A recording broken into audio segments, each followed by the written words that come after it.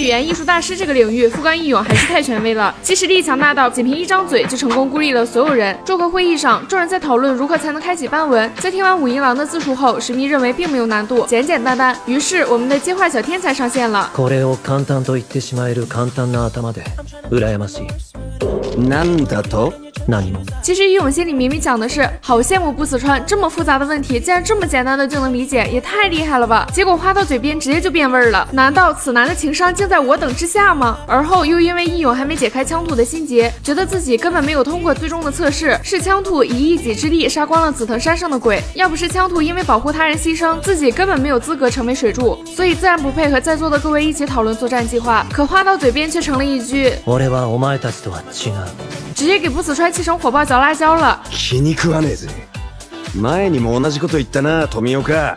俺たちを見下してんのか？看似是挑釁，實則是義勇式省略句，絕對沒有一點點惡意啊，石迷醬。俺はうまく喋れなかったし、品津川はずっと怒っていたから。其實義勇是很想和不死川緩和關係的，所以在他得知不死川喜歡吃秋餅的時候，出於好意的他立馬就問出口了。品津川はおはぎが好きなのか？雖然石迷依舊覺得義勇在挑釁他，沒給他什麼好臉色，但義勇卻因為有着超強的鈍感力，沒發現這件事有什麼不妥。他甚至還想用行動來感化石迷，這點我真的哭死。今度から懐におはぎを忍ばせておいて、品津川に會うときあげようと思う。ああ、それはいいですね。そうしたらきっと仲良くなれると思う。俺もそうします。雖然對義勇有點不好意思，但我確實故意挑事兒都整不出這麼陰的活。可就算義勇嘴很笨，但他內心其實特別溫柔。去蜘蛛山執行任務的時候，義勇救下了命懸一線的伊之助，看他帶着渾身的傷還非要和自己決鬥，義勇脫口就是一句修行し直せ、たわけ者。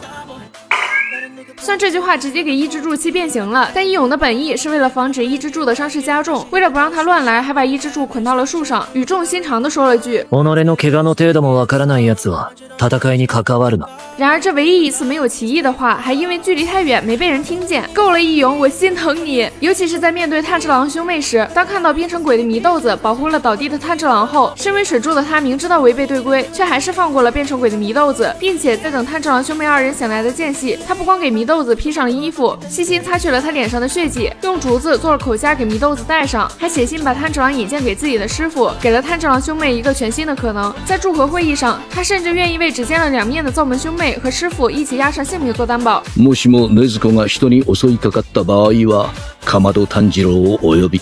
鱗滝左近次、富岡義勇が腹を切ってお詫びいたします。在駐訓練期間，就算炭治郎一直享受他的私人空間，義勇也是默默的忍耐。義勇さん、義勇さん、義勇さん、義勇さん、義勇さん、義勇さん、義勇さん、義勇さん、義勇さん。就算最後感覺有點苦惱，也還是會跟炭治郎好好解釋。連炭治郎提出吃蕎麥麵的比賽時，雖然不理解他為什麼要這樣，但還是乖乖的陪炭治郎去吃了。我們義勇就是這麼一個外冷內熱的人，他才沒有被人討厭呢。俺は嫌われてない。